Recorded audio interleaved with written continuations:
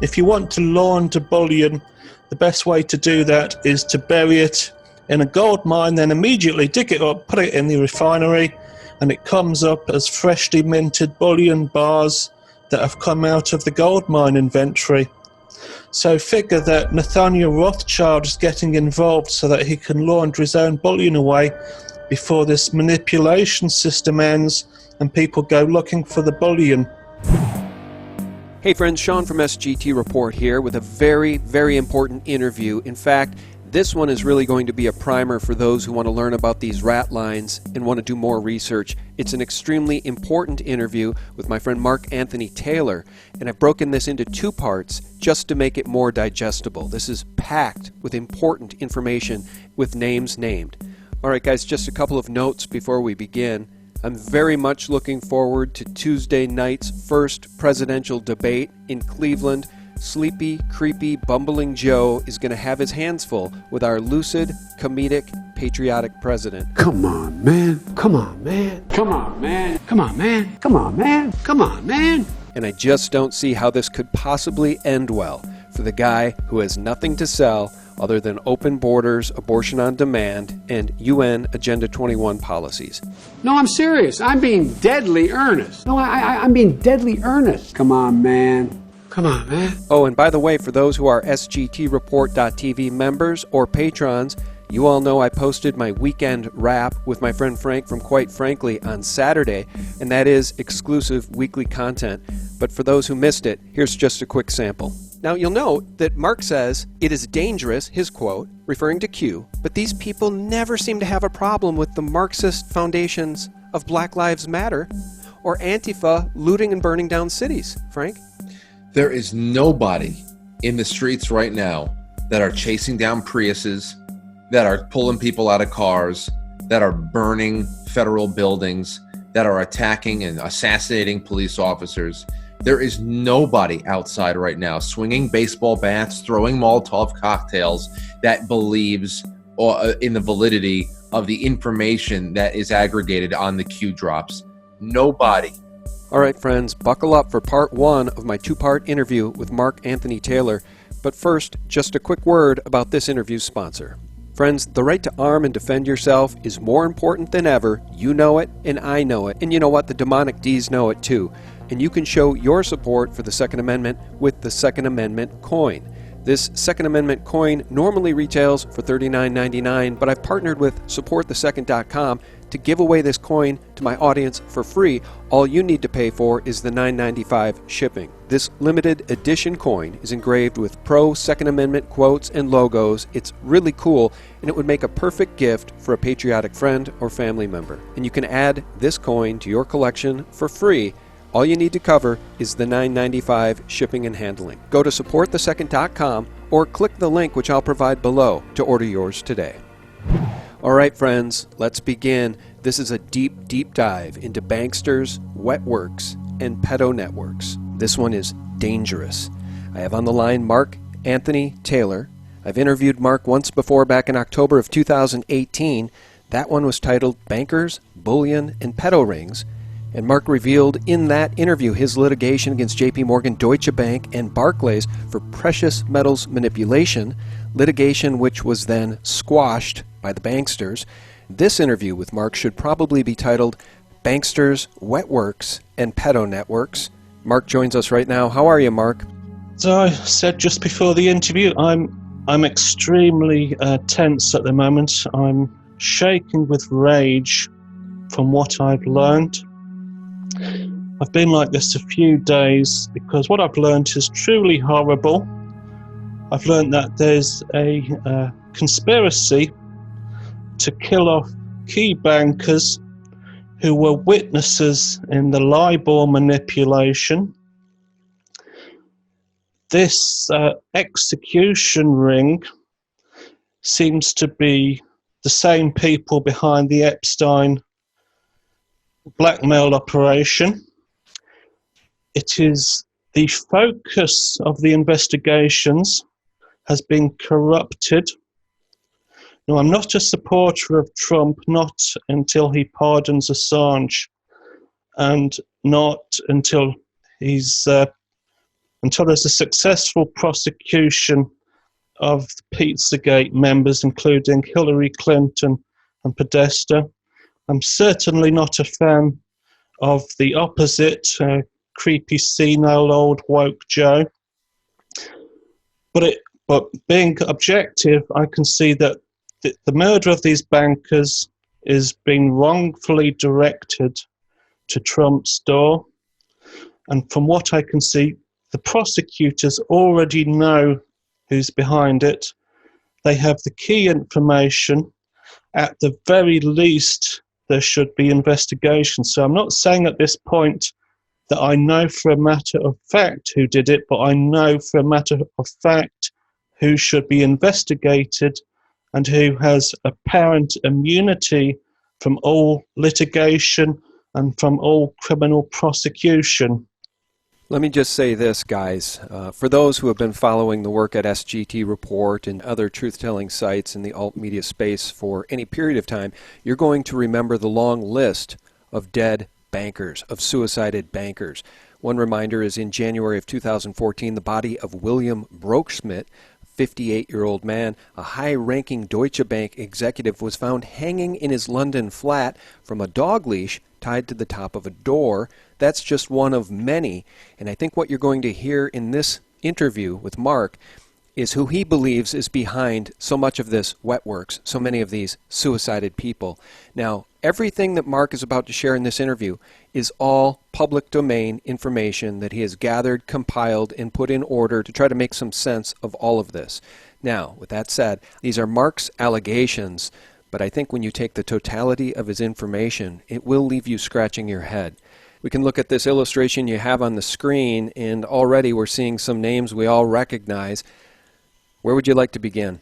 Okay, I'll try not to repeat myself because all of this stuff links back and forth in circles. Could we begin with a bombing back in 1989? The bombing was of the chairman of Deutsche Bank, Alfred Herrhausen, who was on the steering group of the Bilderbergers. So he was probably a bad egg, pro-European, a German nationalist. The bombing was a highly sophisticated roadside bomb. So he was in his car, the bodyguards were in front, and there was bodyguards behind in their cars. But the bomb appears to be activated, I presume, by remote control, and blew a shaped charged jet of metal into the rear seats of his car. So his chauffeur gets away, I think, but his legs are completely severed and he's killed. That was in 1989. That was before the fall of the Berlin Wall. And that bomb looks like it was designed by the Stasi. There are similar NATO weapons that have a similar kind of technology, but it seems far too sophisticated to be terrorists. So I would guess the Stasi, and we know that there was a certain person in the Stasi at that time who did physics research, and she's now quite high up in the German government. So I'll leave you to guess her name. Mark, who is the target of that bombing? Alfred Herrhausen, who is the former chairman of Deutsche Bank. Okay. So he gets his legs cut off, he bleeds to death, dies, and then Deutsche Bank sets up this society in his name called the Alfred Herrhausen Society, which sounds quite boring. I mean, it's these boring names that sometimes are where we should focus our energies. Now, it turns out in 2013 that Anshu Jain, the chief executive officer of Deutsche Bank, appoints these six executives to become trustees of this Deutsche Bank-run so-called charity. This charity has the aim of promoting the internet, which seems rather pointless, but also German interests abroad. So that sounds like a kind of crypto-German supremacist organization, or maybe just a German lobbying group. Hey, Mark, just so people understand what they're looking at here, though. Yeah, Got the names right here. So Deutsche that's Bank's right. Alfred Herrhausen Society, 2013. So we have Matthias Doffner. I'm not sure if I'm saying Yeah, that right. Lynne Forrester de Rothschild. There's some yeah, bells ringing. You can go through this list if you like, but I just want people to understand what they're looking at. So these are the 6 executives that were put in charge of this Herrhausen Society. yeah. So you have these 6 people in this German lobbying group, but the interesting thing is probably these 2 people, the Mandelson and Lynne Forrester de Rothschild. Now, why does a German lobbying group appoint these 2 people? And it turns out that these 2 people with the Podesta and the Epstein paedophile rings. So Can you have back up? I lost you for about 10 seconds. What do these 2 people have in common? they're both involved with the Epsteins and the Podesta, the Podesta and Elephantis and that crew. So you have Lynne Forrester de Rothschild. She bankrolled the Clintons. That was released by WikiLeaks. She sold a house to Ghislaine Maxwell. She has ties, friendships to David Brock. Lynn de Rothschild sold a New York apartment to Epstein for about 70% below the market price, according to this Reddit link. Oh, that's interesting. Yes, she's also linked to Henry Kissinger. Her husband was linked to Ken Starr, who ran a Ponzi scheme. I think she's a frequenter of Lolita Express. She runs The Economist, and you see here there's a link to The Economist, which publishes this idea that conspiracy theories are dangerous and here's how to crush them. So she's involved with the Epstein ring, deeply involved with David Brock, and her publication tells us beware of conspiracy theories. Well, conspiracy research is dangerous to conspirators. So That's right. Let's be clear about that. And theorizing that 2 or more people come together to commit crimes, well, that's what detectives do in any major criminal investigation. So what's the issue with that? Well, I'll just skip back one to this Matthias Dopfner. Probably not heard of him. He started off as a musicologist, so you thought, well, a musicologist is probably not going to accumulate much wealth in his life. And he very quickly took over large parts of the German media industry. He's I think he's probably the biggest player in German media. He runs the lot, runs the biggest companies. And then for some reason, he's invited over to America to take directorships of American companies, including Time Warner, Warner Music Group, the UK's Vodafone, but interestingly, Netflix recently released this film or series called Cuties. You've probably seen that, Sean. Right, it's a movie. Cuties, right? Yep. Pedophilic in nature. Mm-hmm. Certificate 18, that features 11-year-old dancing girls. So that comes under his watch. He's a member of the steering committee at the Bilderbergers. Prizes include the Anti-Defamation League International Leadership Award, Young Global Leader of the World Economic Forum. So this man is a major insider, and in particular, he's a key executive of BusinessInsider.com. If you do a lot of article research on BusinessInsider.com, it is very, very unfriendly to people who expose conspiracies. He's in charge of it, and he's hired by Jane in 2013. He's actually a part of Deutsche Bank. He's an executive for Deutsche Bank, and he's hired by Jane into this housing society. So he can see who's around him. He can see Lynne Forrester. He can see Peter Mandelson. You have the 2 probably the most boring people in the housing society, Henrik Enderlein and Ruth Herkes. Ruth Herkes is like a kind of nondescript globalist. She's all over the place. She's invited by Lord Green into asiahouse.org. That looks to be a kind of business as usual apologist lobbying group for the Chinese industry after they invented COVID-19. So she's a part of that. This Henrik Enderlein, he appears twice here. So you have Craig Kennedy, he's a member, president of the American-German Marshall Fund. Well, Henrik Enderlein is an economist for the German Marshall Fund. So this Alfred Herhausen Society, run by these people with connections to Jeffrey Epstein and a little connection to the Podesta Group, they seem to have very strong links into this German Marshall Fund, and what that does is lobby America for German interests. And they have access, of course, to people who've been on Epstein's island, Lynne Forrester and Peter Mandelson. And Les Wexner and Jeffrey Epstein, they lived at, I think it was 9 East Street in this big mansion. Les Wexner co-owned it with Jeffrey Epstein.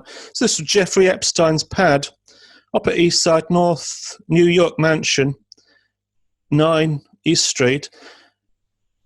Next door to that is 11 East Street, and that was owned by the German Marshall Fund. So they bought it off Wexner and Epstein under the control of Guido Goldman, and then they passed it on to the CEO of Cantor Fitzgerald. Oh, wait a minute. That's so, wait. That's so interesting that you just said that, because my mind was racing and I was thinking about 9/11, and I was thinking if you were really to get into the rat lines surrounding what happened on 9/11, you'd probably come up with some of these same people, some of these same organizations. And then you just mentioned Cantor, which was the largest bond trading firm in the United States, and all of their employees died on 9/11, with the exception of the CEO, Howard Lutnick. Yep, I was going to cover that later, but let's cover that now. Isn't that stunning, though? That honestly, This is exactly the rat lines that you'd find around 9/11. I want to just say this real quickly. Also, what popped into my head is that interview between Laura Ingraham and President Trump, in which she said, well, who do you think is controlling Biden then? Because the president said, look, if he gets in, he's not making any decisions. The people around him will. And she said, well, who are these people? And he said, these are names you've never even heard of. And she said, well, that sounds like a conspiracy theory, and he basically shut her down. And I just want to point out to people that he's right. You need to think of the names in organizations like the CFR, the Trilateral Commission, Club of Rome, Bilderberg Group, Herhausen Society, Lynne Rothschild. These are the names the common man has never heard of, friends. I think this is what President Trump was referring to. Back to you, Mark. And I think a lot of your audience, as informed as they are, probably don't know a lot of these names, but these names are crucial. Now, Anshu Jain, he was forced out of Deutsche Bank in 2015 due to all of the litigation and the fraud and the corruption, and he walks straight out of his job and he gains employment under Cantor Fitzgerald. Okay, so Howard Lutnick, he was in charge of Cantor Fitzgerald. He looked at Jain and he must have felt very sorry for him, so he gives him the presidency of Cantor Fitzgerald.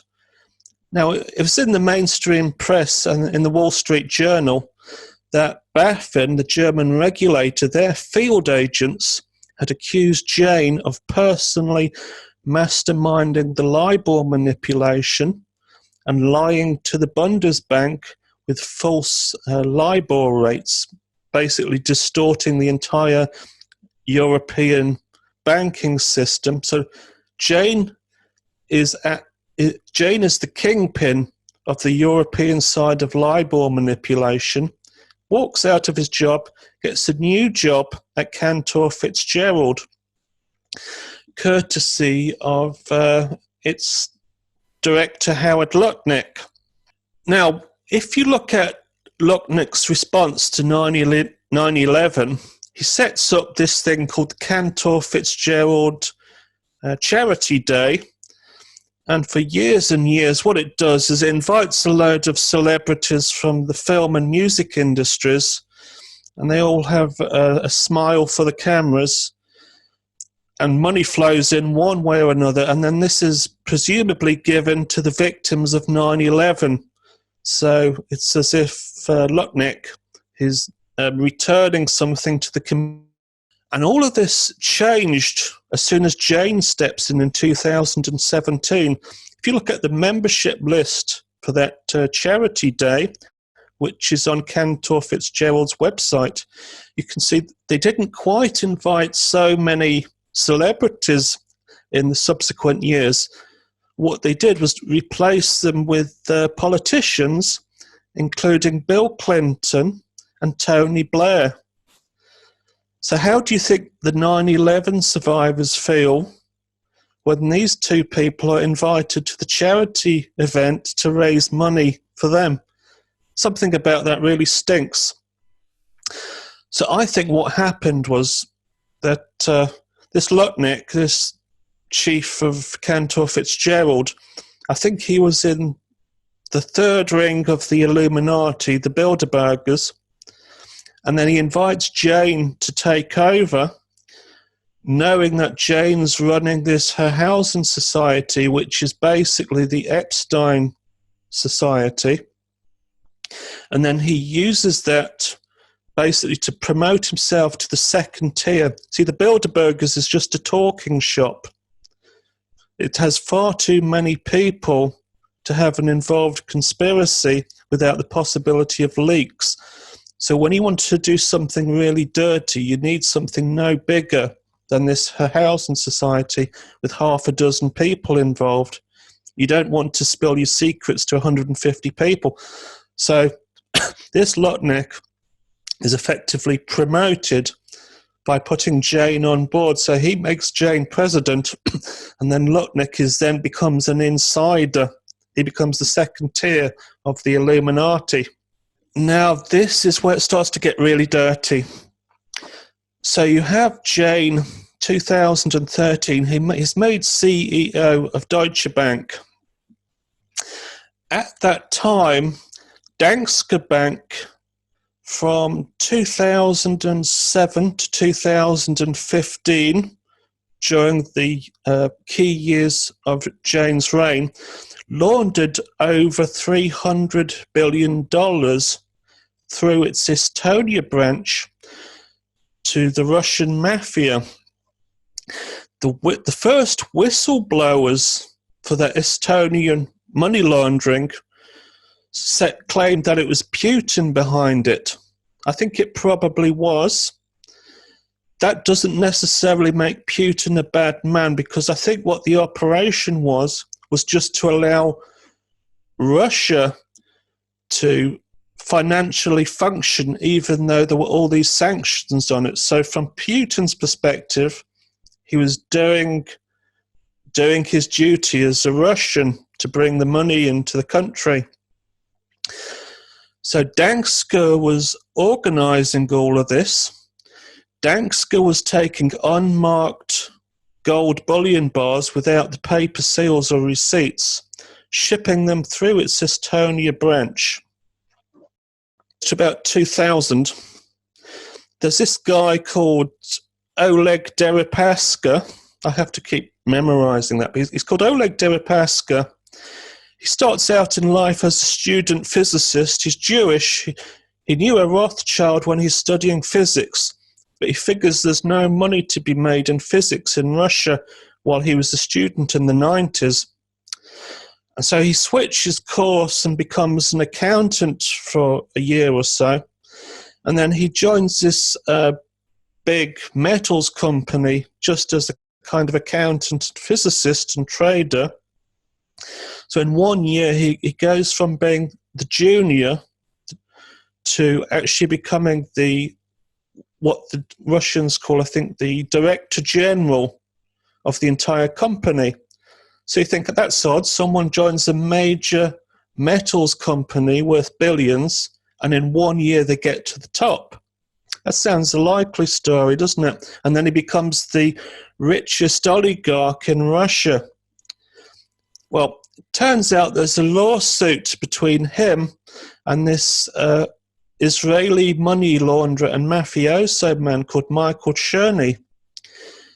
And he claimed in the lawsuit that Cherny was running a protection racket on him for hundreds of millions of pounds. Well, if you're a student, it's unlikely that some mafioso is going to knock on your door and then start demanding hundreds of millions of pounds from you and expecting to be paid. And if that was the case, you probably wouldn't be in a position to run this company. So I think the likelihood is that Oleg received his seed capital from Michael Cherny. So he was just the front man for Cherny, who ended up being confined in Israel to escape money laundering charges. Now, if you roll that on a bit forward, there's a meeting arranged by Nathaniel Rothschild to introduce Peter Mandelson to Oleg Deripaska. This is as Mandelson is acting as the trade commissioner for the EU. So he's the EU's top trade man, and he's given a secret private meeting to meet with this Russian oligarch who almost certainly is Russian mafia. The surprising rise of Oleg Deripaska from a poor student to the director general of a large metal company in 1 year reminds me just a little bit of what happened to Hunter Biden in the Ukraine. It's not what you know, it's who you know. Correct, Sleepy Joe? So, yeah, it just seems the whole world at this point is how could you even describe it? It is a kleptocracy. We are ruled by thieves. The best way to rob a bank is to own one. Mark? If you look at Abramovich's life story, he started out with nothing, and then he decided to sell rubber ducks from his flat, and then he moved on to little dolls, and then within about 2 years, he'd moved on to the oil fields. It's totally unbelievable, isn't it? It's funny how they've all got this same story, rags to riches in 1 or 2 years. Yeah, it makes perfect sense. I don't want to rush you because this is such interesting information. We could go a little bit long here today. I wanted to do an hour, but we can go a little bit longer than that. But I do want you to get into and tie us back into the idea of pedogate, child sex trafficking. You've got these little Besta Pizza logos associated with these folks. And for guys, for those that don't know, the Besta Pizza logo has since changed, but that is a boy lover symbol, if memory serves.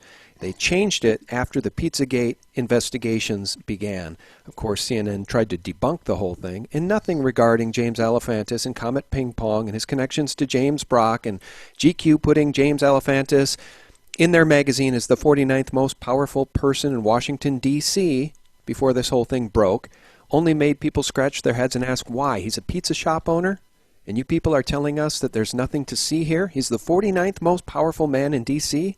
Give me a break. So anyway, I just wanted to bring that up because you have these Besta Pizza logos associated with these folks. Okay, so you've obviously got this man Mandelson brought in to somehow facilitate this Danske operation, which Deutsche Bank were firmly behind. And they were behind it during Anshu Jain's reign as CEO of Deutsche Bank. So my belief is that Mandelson, as part of this housing society, is basically brought in as the blackmail general. Mandelson is seen on Epstein's Island. He is gay, so he had no interest in the girls on Epstein's Island. And he's made a peer. He's entered the House of Lords. He's got a title. Absolutely no one questions him or his relationship to Epstein in Parliament. So he's almost certainly the blackmail general, brought on by Jain to make sure that this money laundering operation would never get back and impact Jain. So that's why he was there. So you can see the Epstein Pizzagate paedophile ring basically facilitated all of this and made sure that the prosecutors kept their noses out of it. Okay, I'm just going to skip that bit just to keep us going. So I've just drawn this diagram here. So you can see you've got Epstein, you've got Jane. Jane was laundering money from Epstein from 2013 to 2019, doing that through Mandelson. So Mandelson is helping the bullion get to Putin. These guys are running the mining operations. If you want to launder bullion, the best way to do that is to bury it in a gold mine, then immediately dig it up, put it in the refinery, and it comes up as freshly minted bullion bars that have come out of the gold mine inventory. So figure that Nathaniel Rothschild is getting involved so that he can launder his own bullion away before this manipulation system ends and people go looking for the bullion. Israel and Switzerland are too vulnerable to keep this bullion hidden. He needs a vast country with a massive nuclear and conventional arsenal to keep his bullion safe. So I think that's why he got involved. Now, this was covered up by Sir Ian Burnett. Knew all about Jane, knew all about the bullion laundering, knew all about Deutsche Bank's fake audits. He slapped restraining orders on me, telling me that gold and silver manipulation, all the allegations were totally without merit. Those allegations have been proven to be totally with merit, so he should have stepped down or rescinded his orders. He didn't do so, so he's still covering up for Jane. The Lord Chief Justices know that, and they know that once Jane is exposed, then the full paper trail leading to this laundering of this bullion is exposed. So Burnett is still keeping that all secret and under wraps. Let's just touch on the rigging of the precious metals, because you've been on that story now for years, and you tried to take the fight to the big banks and they squashed you. Meanwhile, there's smoke coming from the LBMA. They're trying to help fill the demand for physical at the COMEX.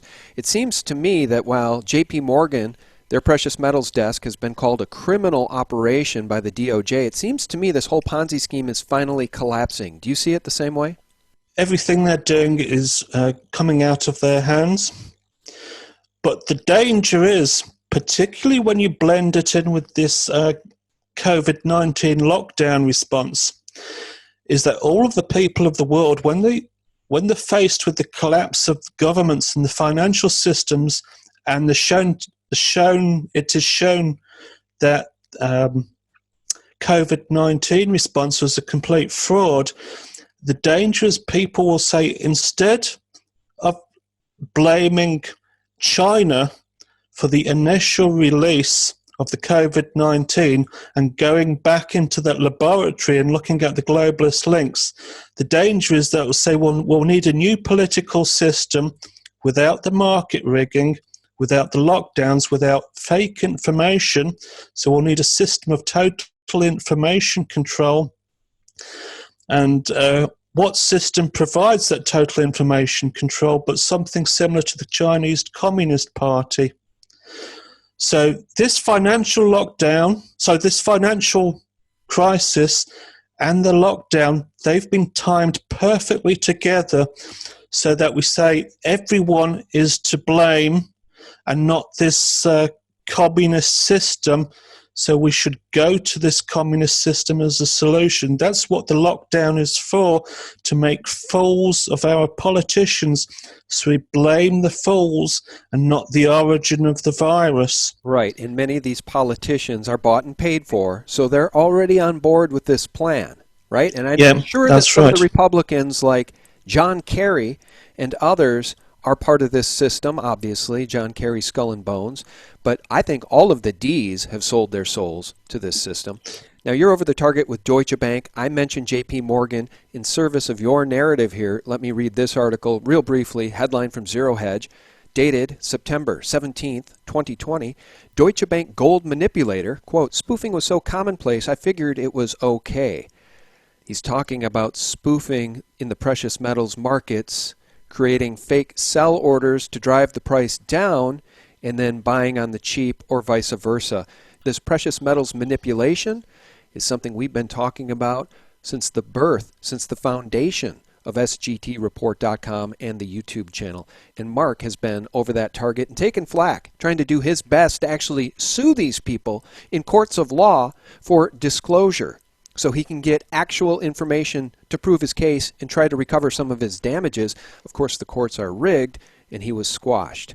But let's get back to your storyline here because I find it so fascinating, Mark. Just quickly on that, if you go onto my website, shireman.com.archive.php, there's all of the defendants' witness statements, including J.P. Morgan's, signed off by Jamie Dimon, that said that put its absolute trust in Deutsche Bank's gold and bullion audits, and said my allegations of spoofing were totally without merit and fanciful conspiracy theory. So you can read that for yourself. What J.P. Morgan. Fanciful conspiracy theory. And here we are now in September of 2020 with the actual news coming out. Now, of course, they're only going to hang out low-level traders, and I'm sure they're going to just blame the spoofing on low-level traders, and they'll say that the people at the top of the chain, like Anshu Jain, had no idea. Give me a break. Okay, I'll very quickly take us off this topic. But anyway, this German Marshall Fund owns the house next door to Epstein, and his blackmail operations were running. We know that German intel had blackmailed Ted Heath using Ted Heath's proclivity for rent boys and little children. Every time somebody brings up the name Ted Heath, the former Prime Minister of the UK, I have to remind people, after his death, and of course only after his death, did the mainstream media in the UK begin to report about his connection to the murders, his alleged connection to the murders of as many as 16 children. And that was in the Rains list in 2005, so that was years ago. Well, and let me just say, so now, because I think this is very pertinent, those who followed my work and the work of the alt media are going to remember the name of Dutch banker Ronald Bernard, who went on the record and said he finally woke up. He had sold his soul to this banking system, basically. He was all in, and he had lost all of his empathy for human beings. And it wasn't until he was invited to sacrifice a child that he woke up and got his soul back, got his humanity back, got his empathy back. And he tells that story through tears. So for those of you that think that we're not over the target here, and these people aren't running the rat lines and the pedo rings and the bribery and the Epstein and the Wexner blackmail schemes, we're just scratching the tip of the iceberg. That's right. So you have this German ownership of this house right next door to Epstein, and this German Marshall Fund's involved with Epstein's blackmail ring that involves Peter Mandelson. Peter Mandelson wants Britain to be part of Europe, and so he's in the perfect position to extract blackmail materials from what was happening in Epstein's house, supply them to German intel, so that Britain would be forever subordinate to German Marshall Fund comes in. But I'll try and get on to the murder of some of these journalists now, because this is taking up a lot of time. Well, and there's been a long list of dead bankers, too. Suicided bankers, bankers falling out of windows, bankers falling off the top of J.P. Morgan's building, I think in London. I mean, if you want to touch on any of that, please do. I'll just say, on the subject of London, there have been a number of publications as of late that have shown that Russian oligarchs are using the British judiciary to launder money. So what they do is sue each other, and then they settle out of court. And when they settle, the settlement is stamped with the judge's seal. And what that does is create a legal flow of money from one oligarch to another. And in the case of this Oleg chap and Michael Sherney, that was settled in the British Court of Appeal. Who runs the British Court of Appeal? Lord Chief Justice Burnett. So his name crops again in the money laundering. So the appeal court was facilitating the money laundering of those two men. Burnett would have known about it. Burnett would have known that these two people got their money illicitly and were just playing games with the judiciary to create a fake paper trail. Now, Jane's crimes go well beyond being a LIBOR kingpin, well beyond the gold and silver rigging, and even well beyond the laundering of money for Epstein's blackmail operation. So we've got a number of dead bankers, all of whom appear to be suicided, with wounds like you'd find on Epstein. One leaves a note of apology, but the details on that note are whitewashed in the coroner's inquest. Let me go into details here. Okay, let's start with Bowers. Bowers was a banker associated with Trump. It's obviously a fake suicide, but Bowers had been on Epstein's island, and he was a Deutsche banker, so he would have known about the Deutsche Bank money laundering operation. He was in direct control of Anshu Jain, so he ends up suicided, and then all of the mainstream says, well, he was helping to lend money to Trump, so Trump must be responsible, and there's absolutely no mention of his relationship with Jain, or Jain and Epstein, or the Deutsche Bank money laundering for Epstein. Once you realize what was going on, then you know that some of the suspicion should have gone on to Jain. Far more should have gone to Jain than on to Trump. Trump was just borrowing money. How Deutsche Bank underwrote that in its own systems was up to Deutsche Bank. Just because a bank lends you money does not mean that you're incriminated for what the bank does with that money. We all have a relationship with the banks, and we're not all guilty. And I see almost no link at all linking Trump to the death of Bowers, other than Bowers being connected with his banking. Now, there's a Judge Esther Sellis. She was handed a lawsuit in which Deutsche Bank executives John Cryan and Christia Safing were both alleged to have been insiders on the money laundering for Epstein. I think that is an absolutely atrocious lawsuit. I contacted the lawyers and I asked them why they didn't put Jane's name on the list of defendants, because Jane was involved with Deutsche Bank at the very same year that they started laundering for Epstein. So Jane would have had principal responsibility. And even after Epstein was sentenced to prison for a year, Jane is still facilitating the deals with him. Now, suppose Sellis, reading that lawsuit, she asks the same basic questions that I did. She puts times and dates to the times and dates of the appointments of the directors, and then asks the plaintiff why Jane's name wasn't on the list. And that would give Jane every reason to want to see her dead.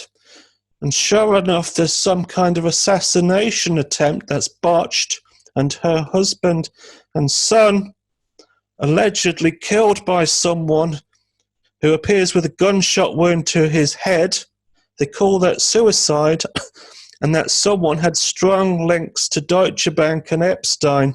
So I don't know exactly who shot her father and son, but I do know that the lawsuit that she sits on, that is corrupt as hell. And the lawyers on the defense, the lawyers for the plaintiffs know that. They know that Jane's name has been stripped off. So Jane appears to be immune to any kind of civil litigation. In comparison to Trump, Trump seems vulnerable to litigation. He lost litigation against Deutsche Bank. So Jane appears to be politically more powerful than Trump. He has more immunity. Now, there's a whole slew. I won't go into them all here because we're probably running out of time. But there's a slew of Deutsche Bank lawyers. They all have these strange stories where they die. They've all known about the LIBOR manipulation. They all answer to Jane and they end up, suicided, and Jane gets away with absolutely no suspicion. And Baffin's field agents explicitly named Baffin for manipulating the LIBOR rates, and all of these people involved with LIBOR end up dead, and no one in the media asks Jane for his opinion, asks Jane for comment. Nobody. They ask the other bankers for comments, but not Anshu Jane. All right, friends, I decided to stop it right there because it's so much to digest. I mean, who'd ever even heard of Anshu Jain? And why isn't the mainstream media asking the relevant questions of this man? Well, I think we all know the answer to that. And in part 2, we go even deeper, getting into so many of these suicided banksters. So stay tuned for part 2. I'll post that on Monday night. And stay tuned, I've got a big week ahead. Dr. Shiva Amaduri will be on talking about election fraud in Massachusetts and around the country. Claudio Grass will be joining me, as well as Harley Schlanger and Colonel Richard Black, talking about the potential for a coming coup by the dirty Democrats and their deep state counterparts. Friends, thanks so much for tuning in, and remember, exclusive content every single week at sgtreport.tv and for my patrons. And for real news, friends, visit us directly every single day at sgtreport.com, the antidote to corporate propaganda. God bless. Bye-bye.